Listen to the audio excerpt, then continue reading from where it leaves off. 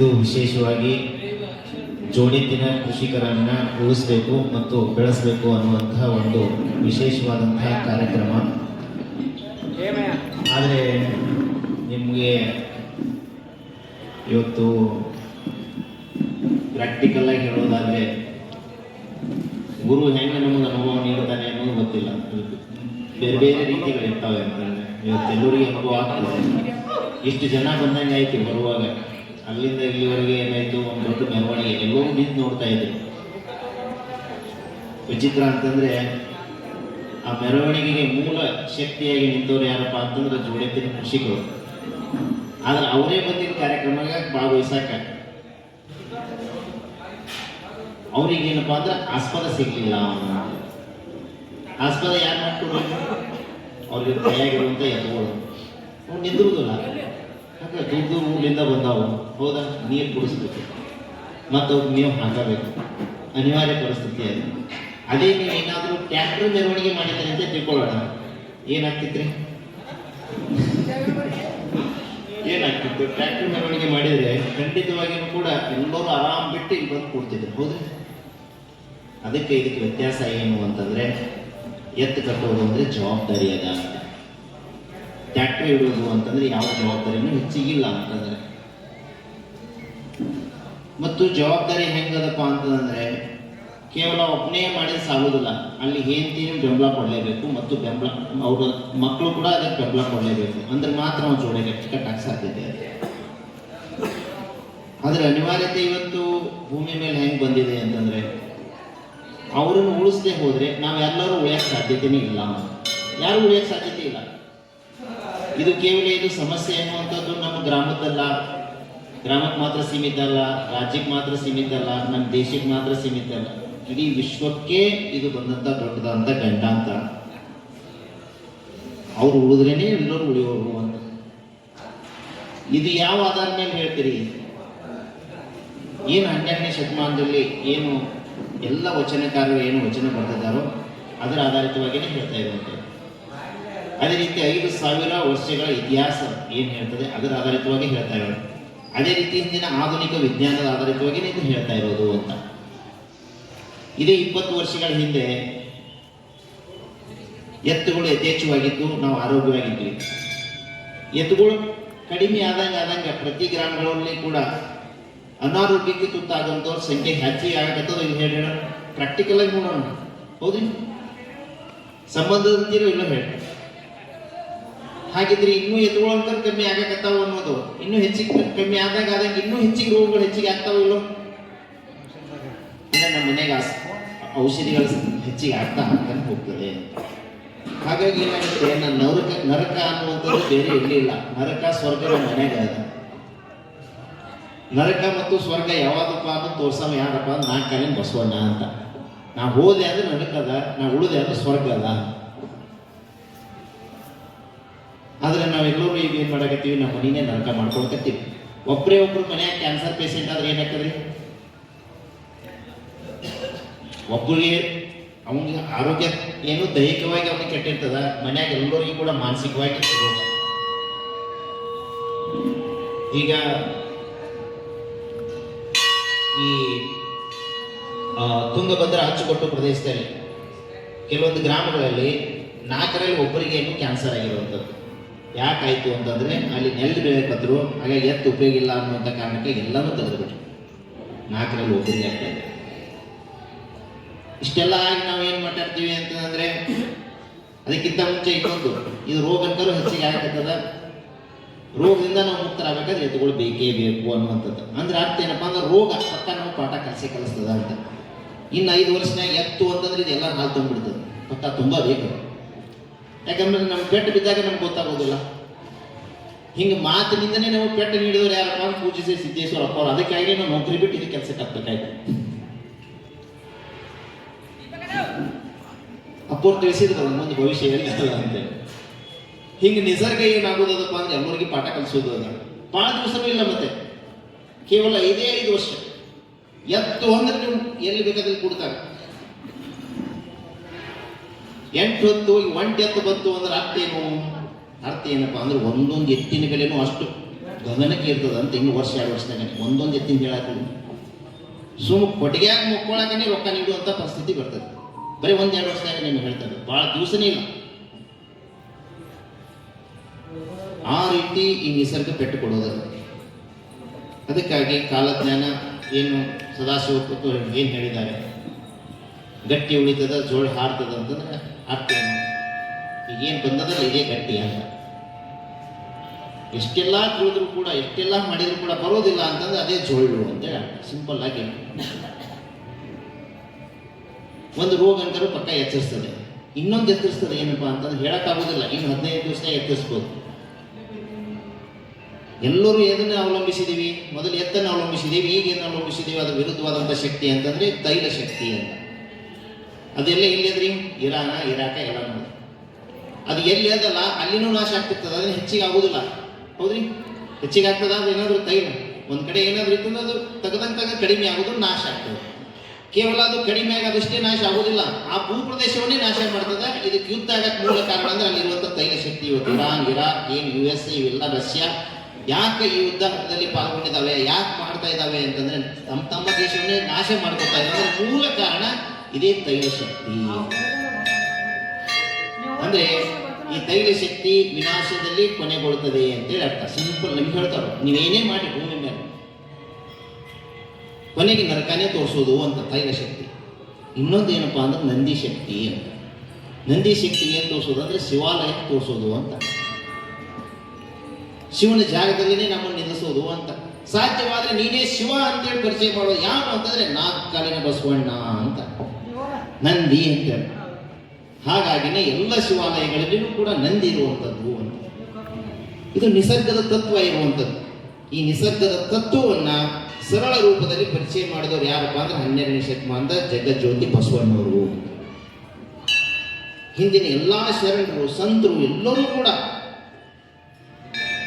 ಯಾವ ತತ್ವವನ್ನು ಪರಿಚಯ ಮಾಡಿದರು ಅಂದ್ರೆ ಇದೇ 4 ಕಾಲಿನ ಬಸವಣ್ಣನ ಬಸವ ತತ್ವವನ್ನೇ ಪರಿಚಯ ಮಾಡಿರುವಂಥದ್ದು. ಆದ್ರೆ ಇವತ್ತೇನಾಗ್ತಾ ಇದೆ, ಅರಿವಿನ ಕೊರತೆ ಅಂತ ಹೇಳ್ತಾ ಇರೋದು. ಇದಕ್ಕೆ ಯಾರೂ ವಿರೋಧಿಲ್ಲ. ಇಲ್ಲಿವರೆಗೆ ನಾವು 2 ವರ್ಷ ಮಾಡಿದ್ದೀವಿ, ಯಾರೊಬ್ಬರು ವಿರೋಧ ವ್ಯಕ್ತಪಡಿಸಿಲ್ಲ. ಸ್ವಲ್ಪ ಸ್ವಲ್ಪ ತಿಳಿತಾ ಇದೆ ಎತ್ತಂದ್ರೆ ಬೇಕಪ್ಪ ಅನ್ನೋದು. ಆದ್ರೆ ಇದರಿಂದ ಏನೆಲ್ಲ ದುಷ್ಪರಿಣಾಮ ಅದನ್ನು ತಿಳಿಯಾಗಿಲ್ಲ ನಿಮ್ಗೆ ಹೇಳ್ತಾ ಇರೋದು. ಹಾಗಾಗಿ ನಾವೇನೆಲ್ಲ ಈ ಕಾರ್ಯಕ್ರಮಗಳನ್ನು ಮಾಡ್ತಾ ಇದ್ದೀವಿ, ಇದು ಯಾವುದೇ ಕಾರಣಕ್ಕೂ ಕೂಡ ಹೋರಾಟ ಅಲ್ವೇ ಅಲ್ಲ, ಮತ್ತು ಇದು ದೂಷಣೆ ಮಾಡೋದಿಲ್ವೇ ಇಲ್ಲ, ಮತ್ತು ದ್ವೇಷನೂ ಕೂಡ ಮಾಡೋದಿಲ್ಲ. ಇದು ಅರಿವು ಮೂಡಿಸುವಂತ ಕಾರ್ಯಕ್ರಮ. ಏನು ವಿಶ್ವಗುರು ಬಸವಣ್ಣವರು ಹೇಳಿದ್ದಾರೆ, ಅರಿವೇ ಗುರು, ಅರಿವೇ ಗುರು. ನಿಮಗೆ ತಿಳಿತು ಅಂತಂದ್ರೆ ಹೌದಪ್ಪ ಬಸವಣ್ಣ ಬೇಕು ಅನ್ನುವಂಥದ್ದು. ಕೇವಲ ಬಸವಣ್ಣ ಬೇಕಂದ್ರೆ ಅವ್ನು ಕಟ್ಟಿದ ಅನಿಸ್ತಾರೆ. ಇವತ್ತು ನಂದಿ ಸೈನಿಕರು ಅಂತೇಳಿ ಹೆಸರು ಕೊಟ್ಟಿದ್ದೀವಿ. ನಂದಿ ಸೈನಿಕರು ಯಾರ್ಯಾರಪ್ಪ? ಈಗೇನು ಬಂದ್ರಲ್ರಿ ಜೋಡಕ್ಕೆ ಕಡೆದಂತ ರೈತರು ನಂದಿ ಸೈನಿಕರು ಅಂತ. ನಾವೆಲ್ಲರೂ ನಂದಿ ಸೈನಿಕರು ಅಂತ ಹೇಳಬೇಕು, ಹೆಮ್ಮೆಯಿಂದ ಹೇಳ್ಬೇಕು ಈ ರಾಷ್ಟ್ರದಲ್ಲಿ. ಯಾಕಪ್ಪ ಅಂದ್ರೆ ಈ ರಾಷ್ಟ್ರವನ್ನು ನಿರ್ಮಾಣ ಮಾಡಿದವರು ನಾವು, ಮುಂದೂ ಕೂಡ ಉಳಿಸೋರು ನಾವು ಅಂತ ಹೆಮ್ಮೆಯಿಂದ ಆ ಜೋಡೆತ್ತಿ ಕಟ್ಟದಂತ ರೈತ ಹೇಳ್ಬೇಕು ಮೊದಲು. ಇನ್ನು ಎರಡನೇದವ್ರು ಯಾರು ಹೇಳ್ಬೇಕು? ಯಾರು ಹೇಳ್ಬೇಕಂತೀರಿ? ನೀವು ವಿಚಾರ ಮಾಡಿ ಹೇಳಿ. ಮುಂಜಾನೆ ಎದ್ದು ಕೂಡ ಜಗಲಿ ಮ್ಯಾಗ ಯಾರು ನೋಡಿರ್ತೀರಿ? ಬಸವಣ್ಣ ನೋಡೇ ನೋಡಿ. ಎಲ್ಲರೂ ಜಗಲಿ ಮ್ಯಾಗ ಬಸವಣ್ಣ ಅದಾವ ಅಂತ ನನ್ನ ವಿಚಾರ. ಅಂದ್ರೆ ಮತ್ತೆ ನಾವು ಯಾರು? ನಾವು ನಂದಿ ಸೈನಿಕರು. ಅಂದ್ರೆ ನಮ್ಮ ಕುಟುಂಬದ ಭವಿಷ್ಯ ಆ ನಂದಿ ಮೇಲೆ ನಿಂತದಂತೇಳಿ ನಮ್ಮ ಮನೆಯಾಗಿರೋ ಜಗಲಿ ಮ್ಯಾಗಿರುವಂಥ ಬಸವಣ್ಣ ಹೇಳಕತ್ತಾನ ಅಂತ ತಿಳಿಯುತ್ತೆ ನಮಗೆ. ಇನ್ನು ಮೂರನೇದು ಯಾರು ಹೇಳೋದು? ಯಾರ ಮನೆಯ ದೇವರು ಬಸವಣ್ಣ ಆಗಿದಾನೋ ಅವ್ರು ಇದನ್ನು ಮುಂದಾಳತ್ತು ವಹಿಸ್ಕೊಳ್ಳೇಬೇಕು ಅಂತ. ಇಲ್ಲದೆ ಹೋದ್ರೆ ನಮ್ಮನ್ನು ಕಾಯಕ್ಕೆ ಸಾಧ್ಯತೆನೇ ಇಲ್ಲ. ನಮ್ಮ ಮನೆ ದೇವರೇ ನಮ್ಮನ್ನು ಕಾಯಕ್ಕೆ ಸಾಧ್ಯತೆ ಇಲ್ಲ. ಇದೇ ನಮ್ಮ ಕೆಳಗೆ ಬಸವಣ್ಣನೇ ನಮ್ಮ ಮನೆ ದೇವರು. ಕಡೆಗೆ ವಿಚಾರ ಮಾಡಿ ಬಂದೆ ನಾನು. ಅಲ್ಲಿ ಒಂದು ಕಾರ್ಯಕ್ರಮ ಮಾಡಿದ್ದೇವೆ, ಇದಕ್ಕೆ BN ಪಾಟೀಲ್ ಸರ್ ಇವತ್ತು ಅವ್ರ ಗದ್ದಿಗೆ ಅಂದಂಗೆ ನಮಗೆ ಅವ್ರ ಮೇಲೆ ವಿಚಾರ ವ್ಯಕ್ತಪಡಿಸಿ ಹೋದ್ರೆ ಮುಂದೆ ಏನಾದರೂ ಆಗಿ ಹೊರಗೆ ಬಂದೇ ಬಿಡ್ತಾರೆ. ಅದ್ರ ಹಿಂದ್ಗಡೆ ಅಲ್ಲಿ ಕಾರ್ಯಕ್ರಮ ಆಗಬೇಕಾಗಿತ್ತಂದ್ರೆ ಮುಖ್ಯವಾಗಿ ಬಾನೆ ಅಂತ ಒಂದು ಹಿಡಿದ್ರಂದ್ರೆ ಅವ್ರು ಬಿಡೋದೇ ಇಲ್ಲ. ನಾನು ನೋಡಲ್ಲ, ಅಲ್ಲಿನೂ ವಿಶೇಷವಾದಂಥ ಕಾರ್ಯಕ್ರಮ. ಮುಂದೆ ಮತ್ತೆ 2 ಸರಿ ಹೋದೆ. ಆಮೇಲೆ ಒಂದು ಸಂಕಲ್ಪ ಮಾಡಿ ಬಂದೆ, ಆಯ್ತು ಬಸವಣ್ಣ ನಾಲ್ಕು ಕೆಲಸ ಮಾಡ್ತೀವಿ, ನೀ ಹೆಂಗೆ ದಾರಿ ತೋರಿಸ್ತೀವಿ ತೋರಿಸು. ಆದ್ರೆ ಈ ಜೋಡೆತ್ತೆ ಕಟ್ಟಿನಂಥ ಕೃಷಿಕರಿಗೆ ಪೂರಕವಾದಂಥ ಒಂದು ಕಾನೂನು ಯೋಜನೆ ಎಲ್ಲಿ ತನಕ ಬರಲ್ವೋ ಹೊಳ್ಳಿ ನಿಮ್ಮ ದೇವಸ್ಥಾನ ಒಳಗಡೆನೆ ಬರೋದಿಲ್ಲ.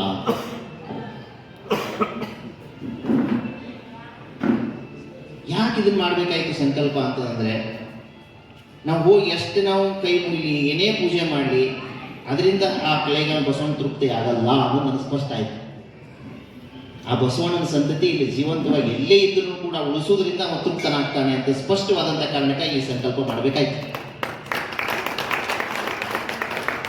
ಹಾಗಿದ್ರೆ ಇವತ್ತು ಎಷ್ಟೇ ಜನ ನೀವು ಇಲ್ಲಿ ಕೇಳ್ತಾ ಇದ್ದೀರಿ ಅಂತಂದ್ರೆ ನಿಮ್ಮ ಪೂರ್ವಜನ ಪುಣ್ಯ ಅದ ಅಂತೇಳಿ ಅರ್ಥ, ಕರ್ಮವನ್ನು ಕಳ್ಕೊಂಡಿದ್ದೀರಿ ಅಂತೇಳಿ ಅರ್ಥ. ಸ್ಪಷ್ಟವಾಗಿ ಅಷ್ಟೇ ನಿಖರವಾಗಿ ಹೇಳ್ತಾ ಇರೋದು ವೈಜ್ಞಾನಿಕ ಹಿನ್ನೆಲೆ.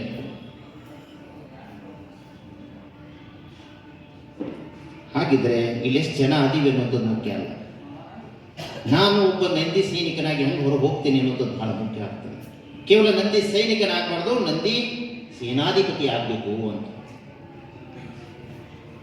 ಯಾವ ರೀತಿಯಿಂದ ಸಾಧ್ಯ ಆಗ್ತದೋ ಗೊತ್ತಿಲ್ಲ. ಈ ವಿಚಾರವನ್ನು ಇನ್ನೊಬ್ಬರಿಗೆ ನಾನು ತಿಳಿಸ್ತೀನಿ ಅಂತ ನೀವು ಸಂಕಲ್ಪ ಮಾಡಿದ್ದೆ ಆದರೆ ಕೆಳಗಾಮ ಬಸವಣ್ಣ ಅಲ್ಲಿ ಇರೋದಿಲ್ಲ, ನಿಮ್ಮ ಮನೆಯಾಗ ಕೆಲಸ ಮಾಡ್ತಾನೆ. ಇದು ಸ್ಪಷ್ಟ ನಿಖರವಾಗಿರುವಂಥದ್ದು. ಹಾಗಿದ್ರೆ ಇವತ್ತು ಯಾವುದೇ ಒಂದು ಜೋಡೆತ್ತು ಕಟ್ಟಿದಂಥ ರೈತರಿಗೆ ಆಗಲಿ ಅಥವಾ ನಿಮಗೆ ಆಗಲಿ ಎತ್ತು ಕಟ್ಟ್ರಿ ಎನ್ನುವಂಥದ್ದು ಅಪರಾಧ ಅಂತ ಹೇಳ್ತಾ ಇರೋದು. ಮತ್ತೆ ಯಾಕೆ ಅಪರಾಧ ಅಂತಂದ್ರೆ ಎಲ್ಲರೂ ವಿರುದ್ಧವಾಗಿರೋದು ವ್ಯವಸ್ಥೆ. ಎತ್ತು ಕಟ್ಟದ ಪರಿಸ್ಥಿತಿ ಹಾಗಾಗಿ ಅದು ಗಂಭೀರ ಆಗಿದೆ. ಅವನ ಮನೆಗೆ ಯಾರು ಕೆಲಸಕ್ಕೆ ಹೋಗೋದಿಲ್ಲ.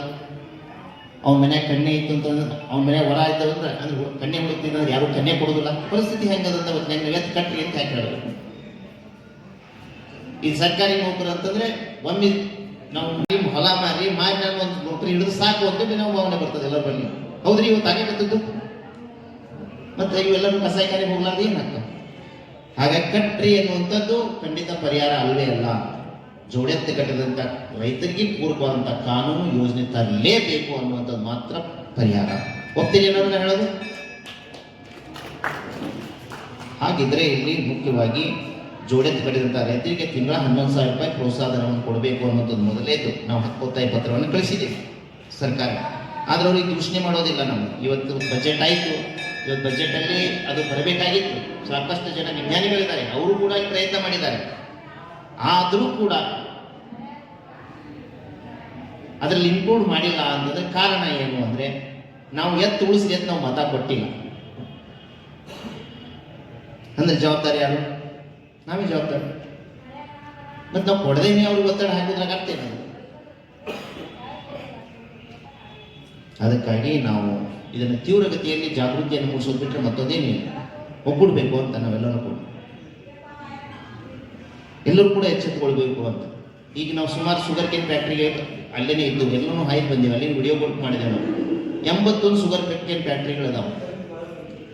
ಇದೇ ರೀತಿ ನಾವು ಹೋದ್ವಿ, ಎತ್ತಿನ ಸಂಪತ್ತು ಹೋಯ್ತು ಅಂತಂದ್ರೆ ಪಶು ಸಂಪತ್ತೇ ಹೋಯ್ತು ಅಂತ. ಪಶು ಸಂಪತ್ತು ಹೋಯ್ತು ಅಂದ್ರೆ ಗೊಬ್ಬರನೇ ಇಲ್ಲ. ಗೊಬ್ಬರನೇ ಇಲ್ಲ ಅಂತಂದ್ರೆ ಭೂಮಿಯಲ್ಲಿ ಸತ್ವನೇ ಇಲ್ಲ. ಸತ್ವನೇ ಇಲ್ಲ ಅಂತಂದ್ರೆ ಕಬ್ಬು ಬೆಳಿತೀನಿ ಹೆಂಗ?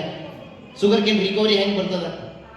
ಹಾಗಿದ್ರೆ 10 ವರ್ಷನ್ಯಾಗ ಏನು 81 ಶುಗರ್ ಕೇನ್ ಫ್ಯಾಕ್ಟ್ರಿ ಅದಾವು, ಅರ್ಧಕ್ಕಿಂತ ಹೆಚ್ಚು ಮುಚ್ತಾವ. ನಾ ಇವತ್ತು ನಿಮ್ಮ ಎದುರಿಗೇನು ಇಲ್ಲ, ಹಿರಿಯರಿದ್ರಿ, ನಾ ಸವಾಲ್ ಹಾಕ್ತೀನಿ. 10 ವರ್ಷ ನಾವು ಪಕ್ಕಾ ಶುಗರ್ ಕೇನ್ ಫ್ಯಾಕ್ಟ್ರಿ ಉಳಿಸ್ಕೋತೀವಿ. ಇದು ನಾಶ ಆದ್ರು ಅಂತ ಒಬ್ಬರ ಬಂದು ಹೇಳಿ ಬೋನರು ಏನು ಮಾಡಕತ್ತೀವಿ ನಾವು ಕುತ್ತಂತ ಗಿಡದ ಹೊಂಗಿ ನಾವೇ ಕಡ್ಕೊಳಕತ್ತೀವಿ. ಅಷ್ಟು ಬಿಟ್ಟರೆ ಮತ್ತೊಂದೇನಿಲ್ಲ. ಆನಿ ಬಾರ ಆನಿಗೆ, ಇರಿವ್ಯವ ಅರಿವಿಗೆ. ಅಂದ್ರೆ ದೊಡ್ಡದು ಹೊತ್ಕೊಂಡಾರ ಅಂದ್ರೆ ದೊಡ್ಡ ಪೆಟ್ಟು ಬೀಳುವುದದ ಅಂತ ನಿಮ್ಗೆ ಹೇಳಕತ್ತಿದ್ರಿ. ಭಾಳ ದಿವಸ ಇಲ್ಲ ಇದು. ಎಚ್ಚೆತ್ತುಕೊಳ್ಳೇಬೇಕು ಅಂತ, ಅವರೇ ಜಾಗೃತಿಯನ್ನು ಮೂಡಿಸ್ಬೇಕು ಅಂತ ಮುಂದಿನ ದಿನಗಳಲ್ಲಿ. ಅಂದ್ರೆ ಮಾತ್ರ ಇವರು ಉಳಿಯಕ್ಕೆ ಸಾಧ್ಯತೆ ಇದೆ. ಇವತ್ತು ನಮ್ಮ ಕಡೆನೇ ಒಂದು 10 ಜನ ಕೆಲಸ ಮಾಡೋರು ಇದ್ರೆ ನಾವು ಯಾವಾಗ ಹಣ ಕೊಡ್ತೀವಿ ಅವರಿಗೆ, ಅಲ್ಲಿ ತಗ ಕೈ ಮುಗಿದು ಕೆಲಸ ಮಾಡ್ತೀರಿ ಅಂತಾರೆ. ಅದ್ರ ನಾಳೆನೇ ಅವನಿಗೆ ಹಣ ಕೊಡೋದು ಬಿಟ್ಟೆ ಅಂದ್ರೆ ಏನಾಕಾರಿ ನಮ್ಮ ವಿರೋಧಿಗಳಾಗ್ತಾರ. ಅರ್ಥ ಮಾಡ್ಕೊಳ್ಳಿದ್ದು ಏನಿದೆ, ಬಹಳ ಗಂಭೀರ ಇರುವಂಥದ್ದು. ಅಷ್ಟು ಸರಳ ಇಲ್ಲ ಇದು. ಇನ್ನು ಹೆಜ್ಜೆ ಇಟ್ಟಂಗಿಟ್ಟಾನೆ. ಹಾಗಾಗಿ ಯಾರು ಸಂಬಂಧಿಕರಾದಾರೋ, ಯಾರು ಹತ್ರ ಇದ್ದಾರೋ ಅವ್ರಿಗೆಲ್ಲರೂ ಕೂಡ ಎಚ್ಚರಿಸಬೇಕು ಅಂತ. ಇವತ್ತು ಮೊದಲು ನರಕ ರೈತರ ಮನೆಯಾಗ ಅದ. ಇನ್ನು ಯಾರಿದು ಜವಾಬ್ದಾರಿ ಹೊತ್ತಾರಲ್ಲ ಅವ್ರ ಮನೆಯಾಗೆಲ್ಲರೂ ನರಕನೇ ಕಾಣೋದು ಅಂತ ಬಸವಣ್ಣ ಬಿಟ್ಟು ಜವಾಬ್ದಾರಿಯನ್ನು ಹೊರಬೇಕಾಗಿದೆ. ಇದರಲ್ಲಿ ಹಣವನ್ನು ತೊಡಗಿಸ್ಬೇಕಾಗಿದೆ. ಇದನ್ನ ಬಿಟ್ಟು ಸನ್ನಿಧಾನದಲ್ಲಿ ಇದೆ 15ನೇ ತಾರೀಕಿಗೆ ಆಗಬೇಕು ಅಂತ ನಾವೆಲ್ಲೆಲ್ಲ ಹೋಗ್ತಾ ಇದ್ದೀವೋ ಅಲ್ಲಿ ಕರೆಯನ್ನು ಕೊಡ್ತಾ ಇದ್ದೀವಿ ಅಂತ. ಜೋಡೆತ್ತಿನ ಕೃಷಿಕರು ಅಥವಾ ಹಿರಿಯರು ಇದ್ರ ಬಗ್ಗೆ ಒಲವುಳ್ಳಂಥವ್ರು 15ನೇ ತಾರೀಕಿಗೆ ಎಲ್ಲರೂ ಬನ್ನಿರಿ ಅಂತ. ನಿಮ್ಮ ಗ್ರಾಮದ ಪ್ರತಿನಿಧಿಯಾಗಿ ನೀವು ಬನ್ನಿರಿ ಅಂತ. ಅಂದರೆ ಕನಿಷ್ಠ 1,008 ಗ್ರಾಮಗಳ ಈ ಪ್ರತಿನಿಧಿಗಳು ಅಂದ್ರೆ ರೈತರ ಪ್ರತಿನಿಧಿಗಳು ಅಲ್ಲಿ ಬರಬೇಕು ಅನ್ನುವಂಥದ್ದು ನಾವು ಈಗಾಗಲೇ ಹೇಳ್ತಾ ಇದ್ದೀವಿ. ಮತ್ತು ರಾಜ್ಯದ ಪ್ರಮುಖ ನಾಯಕರು ಕೂಡ ಅಲ್ಲಿ ಬರುವಂತ ಸಾಧ್ಯತೆಗಳಿದ್ದಾವೆ, ಈಗಾಗಲೇ ಹೇಳಿದ್ದಾರೆ. ಹಾಗಾಗಿ ತಮಗೂ ಕೂಡ ನಾ ಈ ಮೂಲಕ ಆಹ್ವಾನವನ್ನು ನೀಡ್ತಾ ಇದ್ದೇನೆ. ಮತ್ತು ಯಾರು ಶ್ರೀಶೈಲ ಮಲ್ಲಯ್ಯ ಈಗಾಗಲೇ ಪಾದಯಾತ್ರೆ ಯಾರೋ ಮುಖಾಂತರ ಹೋಗಿದ್ದಾರೆ, ಅವ್ರಿಗೂ ಕೂಡ ಹೇಳಿ ಅಂತ ಈ ಕಾರ್ಯಕ್ರಮದಲ್ಲಿ ತಪ್ಪದೇ ಭಾಗವಹಿಸ್ರಿ ಅಂತ. ಹಾಗಾಗಿ ಅಲ್ಲಿ ನಾವು ಮಾಡೋದು ಒಂದೇ ಒಂದು ಕೆಲಸ ಏನು ಅಂತಂದ್ರೆ, ರಾಷ್ಟ್ರ ಮಟ್ಟದ ಇಲ್ಲಿ ಒಂದು ಜಾಗೃತಿ ಮೂಡಿಸುವಂಥದ್ದು ಏನು ಕಾರ್ಯಕ್ರಮ ಮಾಡಬೇಕು ಅನ್ನೋದು ಅವತ್ತಿನ ದಿವಸ ರೂಪಿಸೋದು. ಮತ್ತು ವಿರೋಧ ಮಾಡಂಗಿಲ್ಲ, ದ್ವೇಷ ಮಾಡಂಗಿಲ್ಲ. 12 ಜ್ಯೋತಿರ್ಲಿಂಗಗಳು ಎದಕ್ಕಾಗಿರೋದು ಅಂತಂದ್ರೆ ಇದೇ ಬಸವ ತತ್ವ ಸಾಕಣೆ, ನಾಲ್ಕಾಲಿನ ಬಸವ ತತ್ವ ಸಾಕಣೆ ಇರೋದು ಅಂತ ಸ್ಪಷ್ಟ, ಅಷ್ಟೇ ನಿಖರವಾಗಿ. ಯಾವುದೇ ಜ್ಯೋತಿರ್ಲಿಂಗದ ಗರ್ಭಗುಡಿಯಲ್ಲಿ ನಿಂತಾದ್ರೂ ಇದೇ ಮಾತನ್ನೇ ಹೇಳುವಂಥದ್ದು ಮತ್ತು ಅದು ದೃಢ ಮಾಡಿಕೊಳ್ಳುವುದು.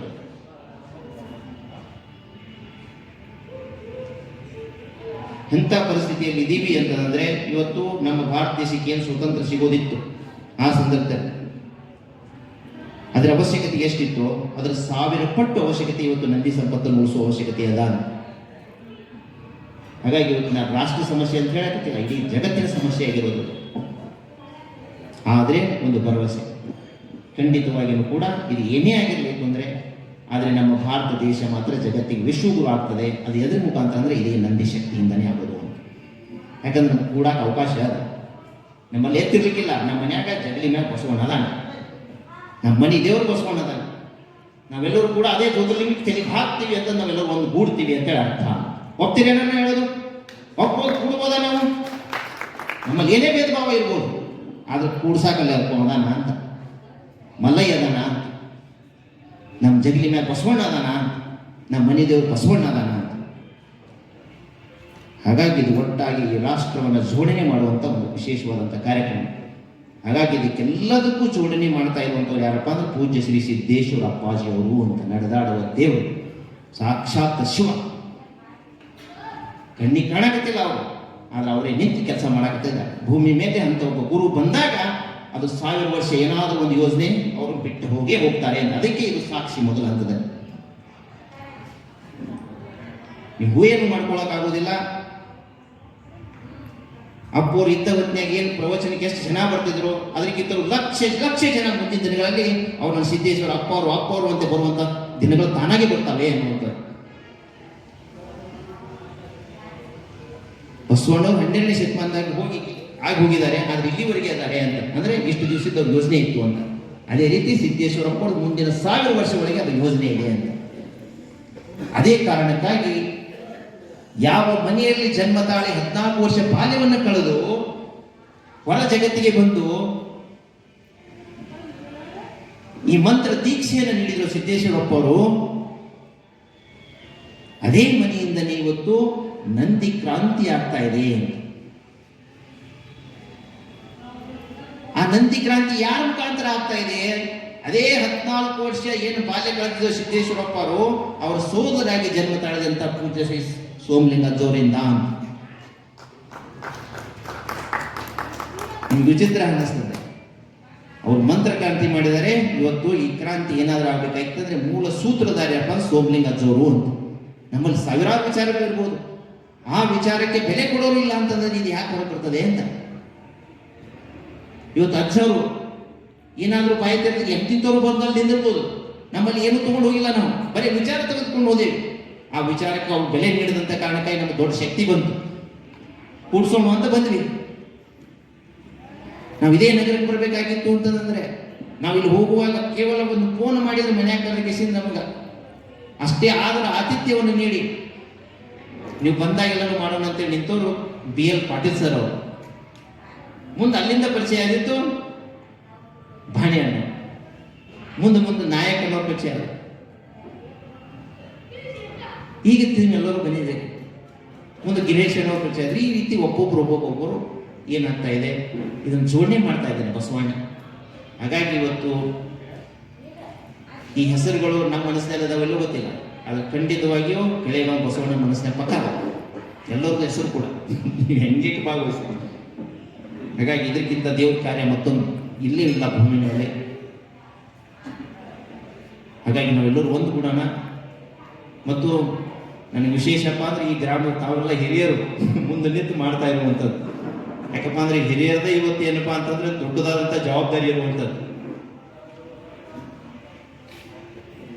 ಇದರಲ್ಲಿ ಒಂದು ದೊಡ್ಡದಾದಂತಹ ತೃಪ್ತಿ ಇದೆ ಭೂಮಿ ಮೇಲೆ. ಇದಕ್ಕಿಂತಲೂ ಆಧ್ಯಾತ್ಮಿಕ ಕೆಲಸ ಮತ್ತೊಂದು ಭೂಮಿ ಮೇಲೆ ಯಾವುದೂ ಇಲ್ಲ. ಹಾಗಾಗಿ ಅಂತ ಒಂದು ಆಧ್ಯಾತ್ಮಿಕ ಕ್ರಾಂತಿ ಈ ಒಂದು ಜಾಗದಲ್ಲಿ ಆಗ್ತದೆ ಅಂತಂದ್ರೆ ಸಿದ್ದೇಶ್ವರಪ್ಪ ತಮ್ಮಲ್ಲೆಲ್ಲರೂ ಆಯ್ಕೆ ಮಾಡ್ಕೊಂಡಿದ್ದಾರೆ. ಆ ಆಯ್ಕೆ ಸೂಕ್ತವಾದಂತಹ ಆಯ್ಕೆ ಅನ್ನುವಂಥದ್ದು ಮುಂದಿನ ದಿನಗಳಲ್ಲಿ ಇದು ವ್ಯಕ್ತ ಆಗ್ತಾ ಹೋಗ್ತದೆ ಅನ್ನುವಂಥದ್ದು. ಹಾಗಾಗಿ ಇಲ್ಲಿ ಮಂದಿ ಮುಖ್ಯ ಅಲ್ಲ ಅನ್ನುವಂಥದ್ದು. ಇವತ್ತೇನು ಎತ್ತುಗಳು ಬಂದವಲ್ರಿ, ಒಂದು ಎತ್ತು ಬರೋದು ಅಂತಂದ್ರೆ 1,000 ಜನ ಬಂದಾರೆ ಅಂತ ಅರ್ಥ. ಒಂದು ಎತ್ತು ಬಂದದಂದ್ರೆ 1,000 ಜನ ಬಂದಾರೆ ಅಂತ ಅರ್ಥ ಅಂತ ನಿಮ್ಗೆ ಹೇಳೋದು. ಅಂದ್ರೆ ಒಂದು ಎತ್ತಿತ್ತು ಅಂತಂದ್ರೆ 500 ಮೀಟರ್ವರೆಗೆ, ಅದು ಅರ್ಧ ಕಿಲೋಮೀಟರ್ವರೆಗೆ ಏನಾಗ್ತದೆ, ಅದು ಶಕ್ತಿಯನ್ನು ಹೊರಸೂಸ್ತಿರ್ತದೆ, ಸಕಾರಾತ್ಮಕವಾದಂಥ ಶಕ್ತಿಯನ್ನು ಹೊರಸೂಸ್ತಿರ್ತದೆ.